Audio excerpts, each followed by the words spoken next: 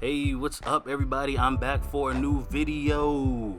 So today I'm going to be making Korean fried chicken.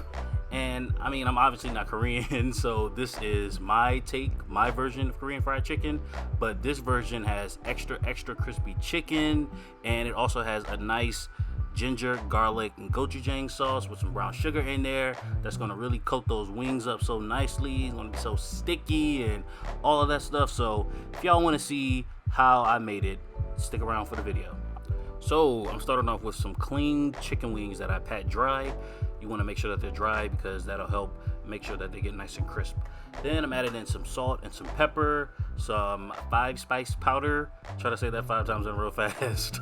And that has a lot of warm spices in there like fennel, cinnamon, clove. Yeah, it's gonna really go well with the sauce that we're gonna make. So as you see here, I'm just mixing everything all up in there, getting all the seasonings combined in the meat. And then I am going to just go in with my simple cornstarch mixture. So it's just cornstarch, a little bit of salt, a little bit of pepper, and that's pretty much it. And don't talk about the bag. This is all I had. I didn't have any brown paper bags. I didn't want to dirty up any Tupperware or any bowls or anything like that. So just use what you got. So next you want to go into the deep fryer that you had heating up for about 5 minutes on 350, 375.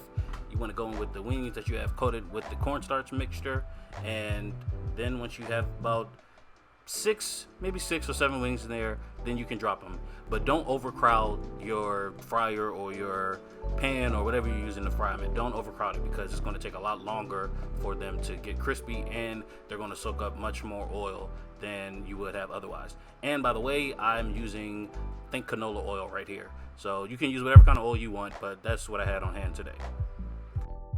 So next you want to drop the wings, cook them for about 6, 7, 8 minutes covered, and then when they're done you want to just take them out and then sit them off to the side. And look at how crispy these things are, y'all. Well, you can't really hear it, I guess. I'm just telling you that they're crispy, but they really were crispy. And if you kind of look, I mean, they kind of look like they're a little crispy, right? They kind of look a little crispy. But y'all, this method works every single time, trust me. So now onto the sauce. I'm starting off with a couple of tablespoons of oil of your choice, but not olive oil. It's just the flavor is too strong. Heated it up for a couple of minutes just to get the oil warm, swirled it around in the pan. Right here I'm stirring up some ginger and some garlic that I grated up, and I'm just stirring that for a little bit in the oil just to kind of release the flavors a little bit more, to perfume that oil and to really get it ready to be the base of this sauce. So after about 30 to 60 seconds of cooking those aromatics in the oil, you want to get ready to go in with your gochujang, which is, as you see, a Korean hot pepper paste. The taste is very like savory, kind of salty a little bit, kind of spicy, but surprisingly kind of mild. It's not as spicy as it kind of looks because the color is so vibrant, but it's not as spicy as it looks. But I know they do have varying levels of spice, so I think I'm using the medium one right here. But it's the secret ingredient in this sauce, and you can even use it in like ramen instead of those flavor packets that are all salty and have that weird taste. But I mean, okay, this isn't about ramen, so back to the topic at hand. I am now going in with some brown sugar, a couple of tablespoons of that.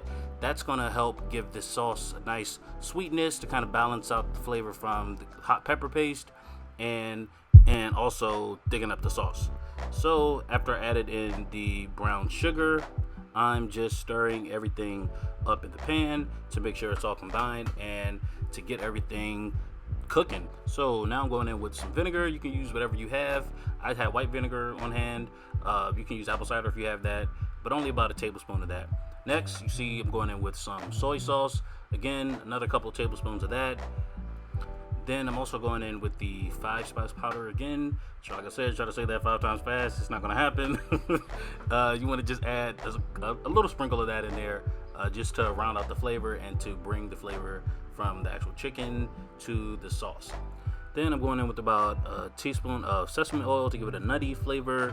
Going in with a little bit of water to help thin the sauce out because it's kind of starting to thicken up a little bit. So I just wanted to make it a little bit thinner just to better coat the wings.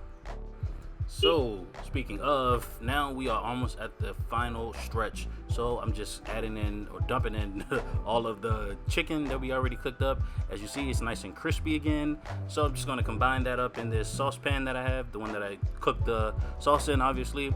But if you have a saute pan or even like a Tupperware bowl or some other kind of bowl or something that you want to just mix everything up in, that probably will work a little bit better, because as you see, I just don't have as much room as I would like to really just get around and just shake it up and just whip it up and, you know, flip it up and all of that kind of stuff. Y'all know what I'm talking about. But I don't have enough space to do all that, so it's just taking me a little bit longer. But, you know, just stir it around, work with what you got. It ain't that complicated, all right? So as you see here, I'm just almost finished with the chicken, putting it on a sheet tray that I'm going to just put it in the oven to bake for about 5-10 minutes. Not even really that long. You really just want to combine the sauce into all the nooks and crannies and the crevices on the chicken. So just do what I'm doing right here. Just get out all the last little bit of sauce, all the sauce you want. There will be some leftovers. You can just put it in the freezer bag like that, and it lasts perfectly fine in your freezer. It's fine. So this is it going into the oven on the baking sheet for about 5-10 minutes at 350. It looks like this. This is a nice close-up just so y'all can see the texture, how it looks. So I'm plating it up for y'all so it can look nice and presentable. And that's pretty much it, y'all. This is how it turned out. I'm gonna try to be a little fancy, add some sesame seeds on there, a little bit of green onions and all of that. But I mean, I know y'all, my hand is blocking the entire shot. I promise y'all I'm gonna get a little bit better with this. But I mean, you know, I'm trying. So I'm adding a little sesame seeds on there, little green onions, and this is it. So let me know what you think. Let me know how it turned out if you tried to make it. As always, y'all, leave me a comment. Let me know how you enjoyed the video. If you did, please like it. Please subscribe to my channel if you want to see some more videos just like this. And I will be back with y'all soon.